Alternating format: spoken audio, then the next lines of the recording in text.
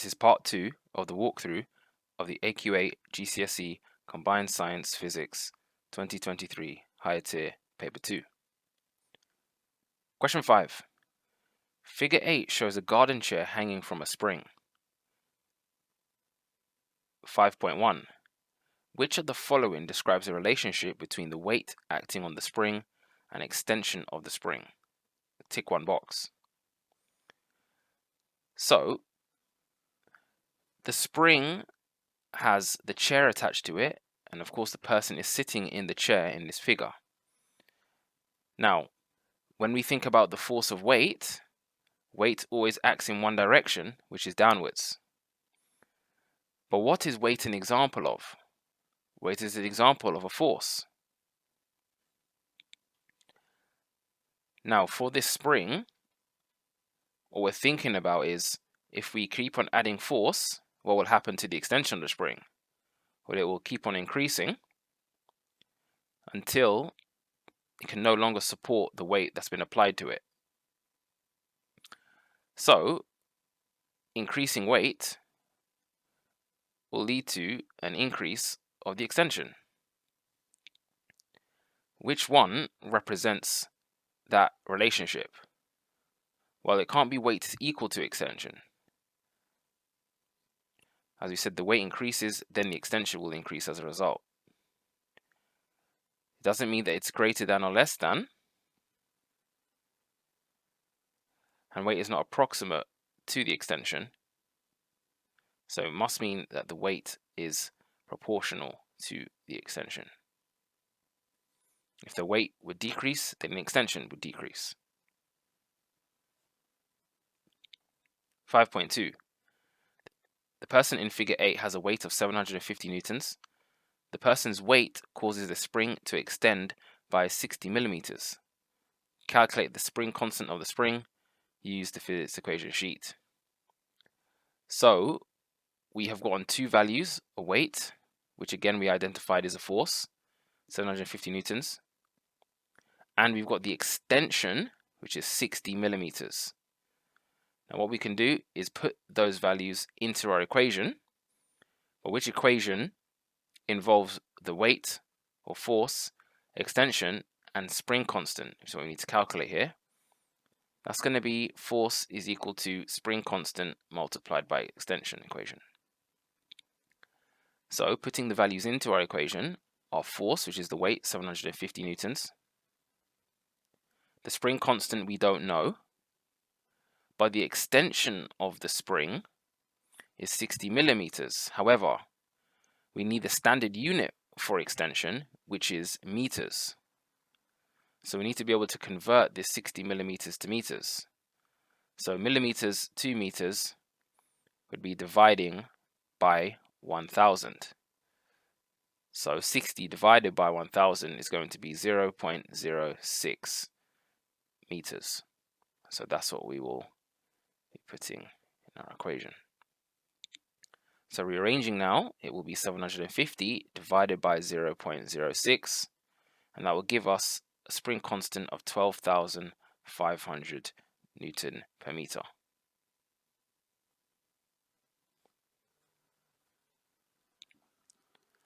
The manufacturer of the chair tests a new spring to see if it is suitable to hang the chair. The spring can store a maximum of 1,800 joules of elastic potential energy before it becomes inelastically deformed. 5.3. Describe what is meant by inelastically deformed. Well, there are two types of deformation that you can have. Inelastic, in this equation, in this question, and elastic deformation. Now, an object that would show inelastic deformation would be a bungee jump cord or a spring that's intact. What will happen if you add force or weight to the spring? It would extend, as we said before. But if you let the weight go from the spring, then the extension would decrease, and the spring would go back to its original shape.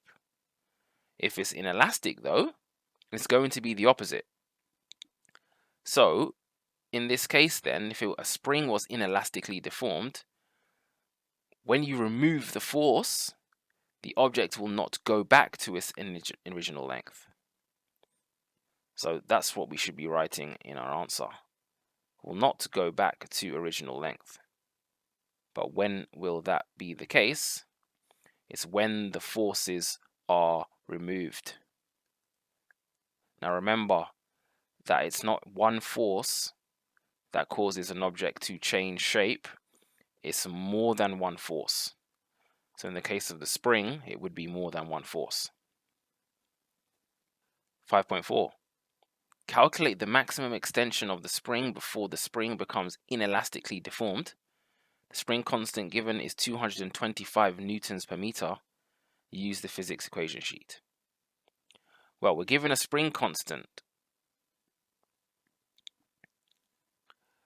It wouldn't be likely for us to reuse that same equation, force equals spring constant times extension. If you notice at the beginning of our question here now, we are given an elastic potential energy value. So what we've got to do is use a physics equation sheet this time to find an equation that involves elastic potential energy and spring constant. Finding that would be our elastic potential energy is equal to 0.5 multiplied by the spring constant multiplied by the extension squared. Remember that this is an equation that you don't need to recall, you just need to be able to apply it. Now remember in the question we're trying to find the extension, so you should be given every other factor. So our elastic potential energy was 1,800 joules. I'm going to multiply that by 0.5. We've got the spring constant, which is 225, and we're trying to find the extension.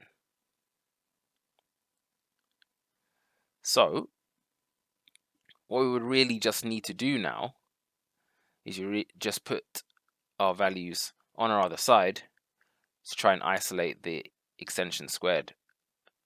So that would be then 1,800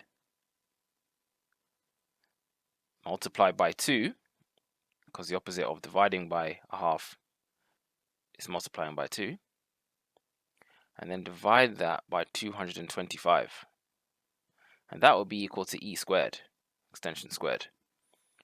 But remember, what we want to do is we want to find extension on its own.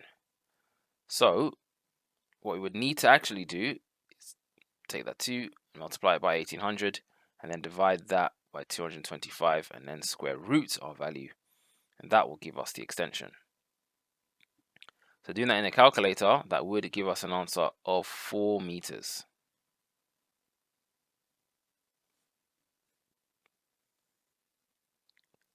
.5 Evaluate the suitability of the new spring to hang the chairs. The maximum elastic potential energy, 1,800 joules. Our spring constant, 225 newtons per meter. The weight of the person, 750 newtons. The distance between the bottom of the chair and the ground is 30 centimeters. Include a calculation in your answer. Use a physics equation sheet. So we've got to use an equation again, but this time find out if this new spring, which has a spring constant of 225 newtons per meter, can allow for there to be an extension of the spring which does not become inelastically deformed. Now, what would we need to do in this situation? We would need to find the extension again. Now remember that we've just calculated an extension here. The maximum was 4. But that extension that we calculated did not take into account the force. So the weight of the person, which is the force, is 750 newtons. So let's try and find the extension this time. So that would mean we'd need to use our original equation that we used that involves spring constant and extension. Force equals spring constant multiplied by extension. We know that the force is 750 newtons of the person. But now we've got our new spring constant, which is 225. We've got to rearrange this to find the extension. So 750 divided by 225, that will give us our extension. That extension will be 3.3 meters. So the extension of the spring maximum will be 3.3 meters.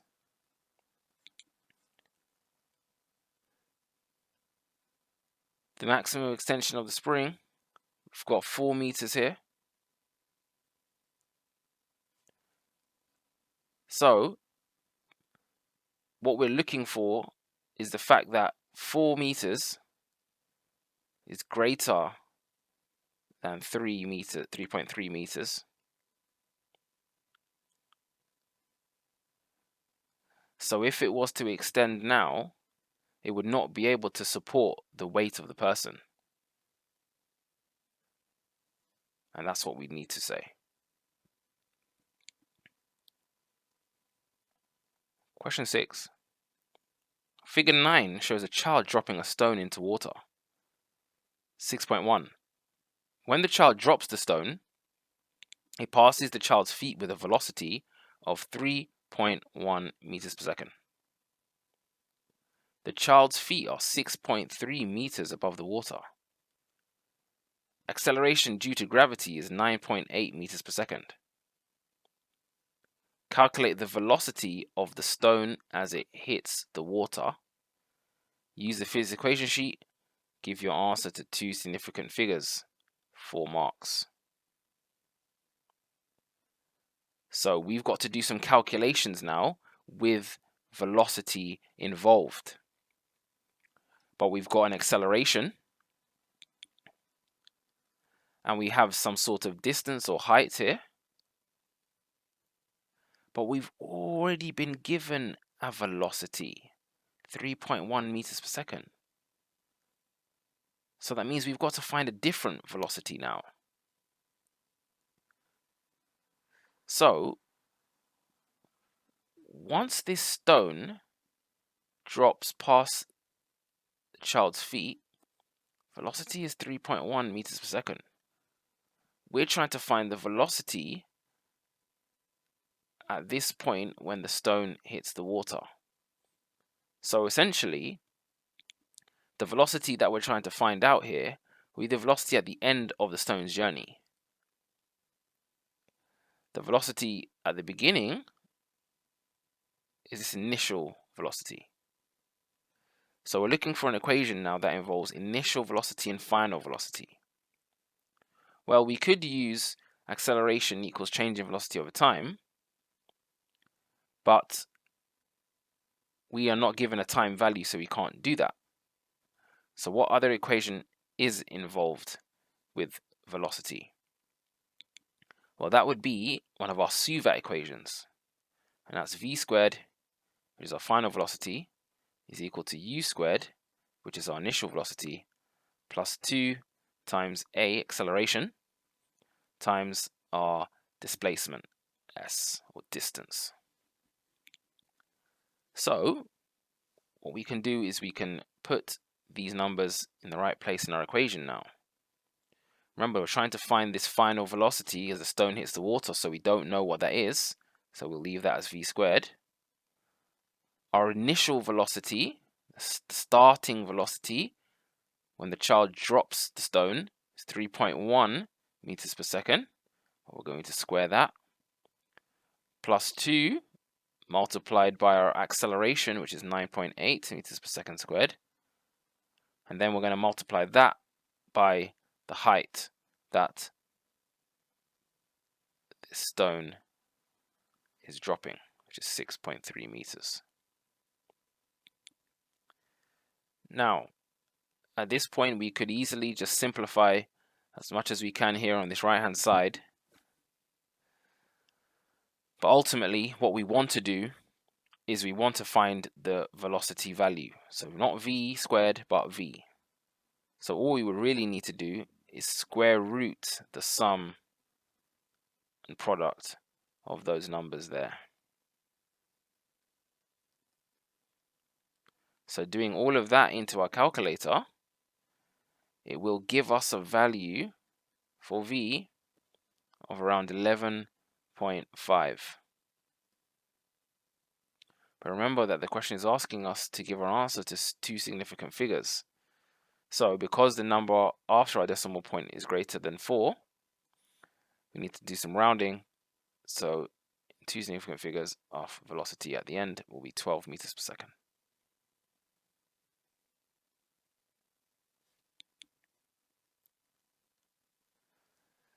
(6.2) Velocity is a vector. Describe the velocity of the stone as it falls through the air. Assume there is no air resistance. So they've given us this sentence here, velocity is a vector. They want us to remind ourselves of that. So we need to remind ourselves of the key word here in the sentence, which is vector. Now vectors are mad. And what does mad mean? It means they have a magnitude and they have a direction.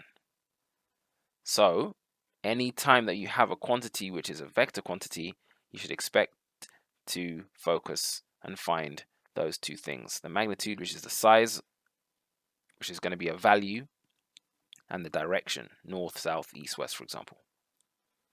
So as this stone falls through the air, what's happening to the velocity? Well, let's go back to the figure. The stone drops. As it drops, it's going downwards. The direction is down, south if you want to use that. So the direction is not changing for this stone. So that would be our first point that we can say. The direction remains the same.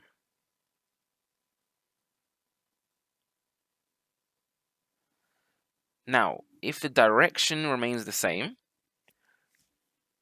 can the velocity increase? Well, yes, it can. Because the only thing that would need to then change for the velocity to change would be the magnitude.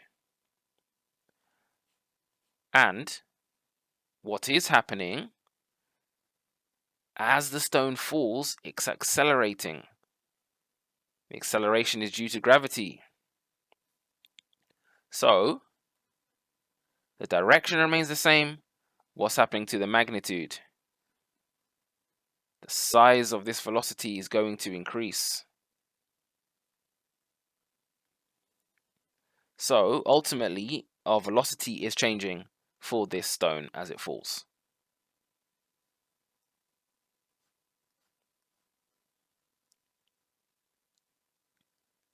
Question 6.3. Figure 10 shows a stone just after it has entered the water. On our figure, an arrow is labeled with velocity. As the stone moves through the water, the stone slows to a constant velocity. Explain why. Well, when we're thinking about constant velocity, this is very similar to terminal velocity. Now, when we think about terminal velocity, and a perfect example is of a parachutist. Now, at terminal velocity, which is constant velocity, we're expecting something to be the same. But as we clarified here in this previous question, the velocity is due to the magnitude and the direction. Now, if the direction remains the same for this stone, so it's going to fall downwards, but it's a constant velocity, that would mean then that the magnitude in this case then would be the same for the velocity to be constant. So both magnitude and direction are the same. And if the magnitude and direction are the same on this stone, well, what causes objects to move? It's forces. So we need to think about forces now. So an object moving at constant speed is because the forces that are acting on it are balanced. So a force which is causing the stone to move downwards is going to have the same size as a force that is going to be in the opposite direction to that initial force. Well, what we can do now, because this is essentially a free body diagram, is we can start to add the forces. What's the force that's going to be causing the stone to move downwards? It's going to be the weight. What, though, would be the force that would be opposing the weight in this case? Well, the object hasn't interacted with the ground just yet, so there's no contact force yet. No normal contact force yet. But the object is moving through a fluid, water. And what could be a force that is going to slow down an object when it's moving in water? It's going to be water resistance. So what we've done then so far is we've identified what this constant velocity means. It's carrying out the same speed, same velocity. We've identified that forces have to be involved, and the magnitude of these forces have to be the same. But is that going to be the situation the moment the stone falls in the water? The answer is no. If the stone is moving slowly in the water, what's going to happen then? First thing that's going to happen is when this stone enters the water, there's going to be a lot of water resistance on the stone. So if we think about stage 1 in this journey of our stone, the water resistance is going to be high, and our weight is going to be lower. But remember, throughout this journey of the stone, the weight is going to remain the same. So if the weight is going to remain the same, then the only thing that can change is the water resistance magnitude.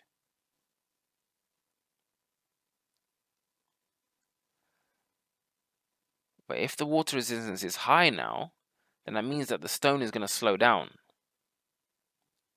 So if the stone slows down through the water, water resistance is then going to start to decrease. Our weight again will remain the same. But eventually, the water resistance is going to decrease so much that it's then going to be the same magnitude as the weight.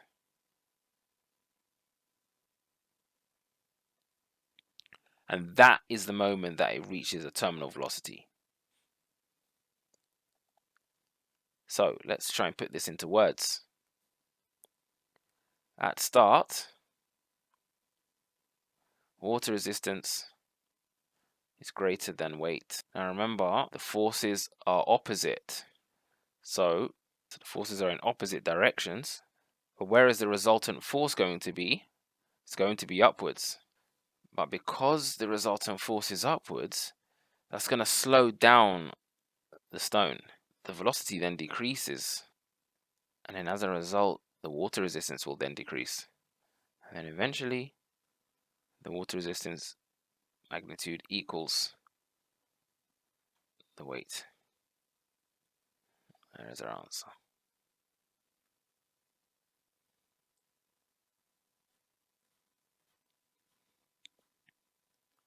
Question 7. A car contains a device called a black box. The black box records the velocity and acceleration of the car. The car was traveling at a constant velocity. The driver then reacted to a hazard. Figure 11 shows the velocity time graph of the car. So we can see our horizontal line is this constant velocity. And then we can see the moment where the hazard is. So you can identify that here, hazard. And then what's going to happen then is the velocity is decreasing. So that means if the velocity is decreasing, the person has applied the brakes, and then the car is going to stop. Now, if the car is decreasing in its velocity, that means the car is decelerating.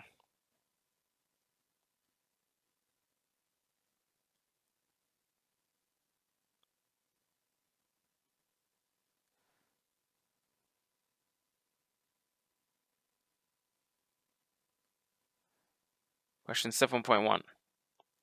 Determine the deceleration of the car. Give the unit. So, we're trying to find deceleration. So, it is the line which we identified diagonally going downwards. Now, for us to find that, well, deceleration is just a negative acceleration. And to find an acceleration, we use the equation change in velocity over time, as mentioned before. So what we're looking for this time then is we're looking for two velocities and the time period at which those two velocities exist. So the car starts decelerating at the hazard point. Reading on our y-axis now, that's a value of 26 meters per second. Reading down to our x-axis, at that hazard point, the time is 2 seconds.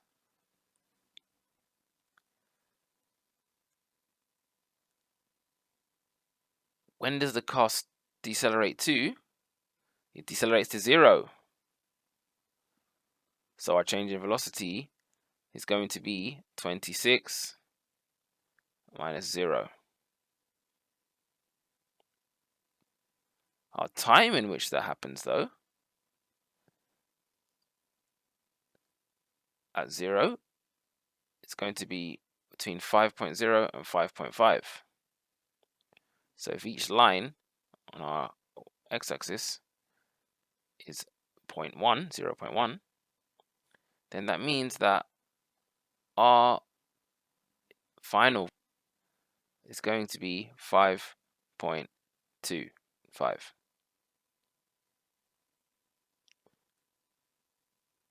So 5.25 minus 2.5 is what we can calculate for our deceleration.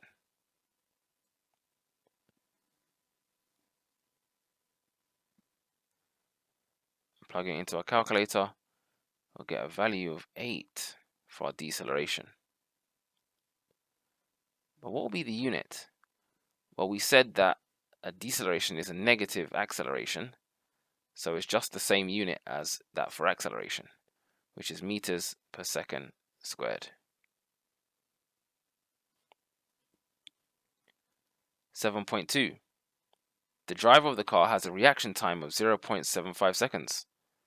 Determine the stopping distance of the car. Use the physics equation sheet. Use figure 11. 5 marks. So, stopping distance is what we need to determine. There is an equation to calculate stopping distance. So to find the stopping distance, it's going to take into account two things. It's going to take into account the thinking distance, the distance between seeing the stimulus and pressing the brakes, and the braking distance, the distance between pressing the brakes and the car stopping. Now, they've given us a reaction time of 0.75 seconds. We have to use this value somehow. But we need distances. We were given a time. Are there any equations on our physics equation sheet that involves time and distance? Well, yes, the equation for speed, because speed is equal to distance divided by time. But where is our speed going to come from? Well, our speed will be our velocity. Now, what we can do is we can go to our graph here and find that time in which the reaction occurred. So it was at 0.75 seconds. So you have to find 0.75 seconds, reading up to our line, and then along to our y-axis. It's at the horizontal part, which again was 26. So our speed is 26.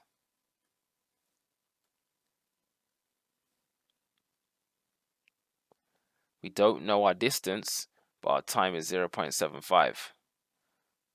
So rearranging then, it would be 26 multiplied by 0.75, and that would give us our distance. So our thinking distance in this case, by calculating that, will be 19.5 meters. So this distance here is thinking. We need braking distance now. Well, remember when the car started to decelerate. The car started to decelerate at this point here, 2 seconds. Now, in this case now, we could find the distance using this section in our graph. Because to find the distance on a velocity time graph, it will be the area underneath the graph. Now, I've already taken into account part of this horizontal section. So what we're really trying to find out now is the distance using our second section where it decelerates. Now look at the shape of this area that's shaded. It's a triangle. So ultimately what we're trying to do is we're trying to find the area of a triangle, which is 0.5 times the base times the height. So all we need to do now is find the difference between our time, find the difference in our velocity, and then just divide that by 2. So you already found what those two time values are. It's 5.25 minus 2.5. So that's going to be our base. Our height we know is 26 minus 0. So that's 26. And we just need to divide that by 2. And we work out our braking distance that way. So in our calculator now, that will give us a value of 42.25 meters. So there's our braking. Remember the original equation though, stopping distance is thinking plus braking. So what we need to finally do is add those two values together of our distances. So 19.5, 42.25. We do that, and our value for our stopping distance finally is 61.75 meters.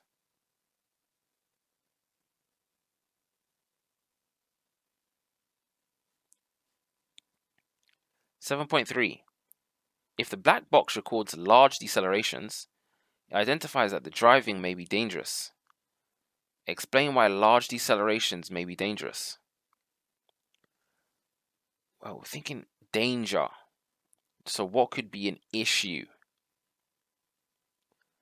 Well, if a car has large decelerations, that means that the car is moving fast.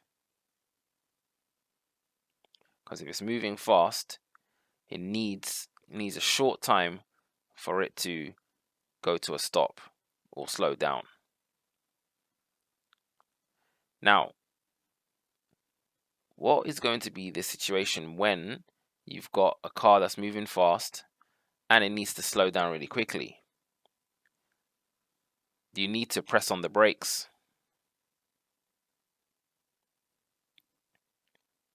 Now, if a car continuously does that, what's going to happen to the brakes over time? They're going to get worn away. Now, if the car continuously does these large decelerations and the brakes are getting worn out, then what might happen in a situation where the brakes are worn and then it needs to do this large deceleration? It might not work properly, and that's the issue, because that can cause accidents, crashes, and that's the danger. So,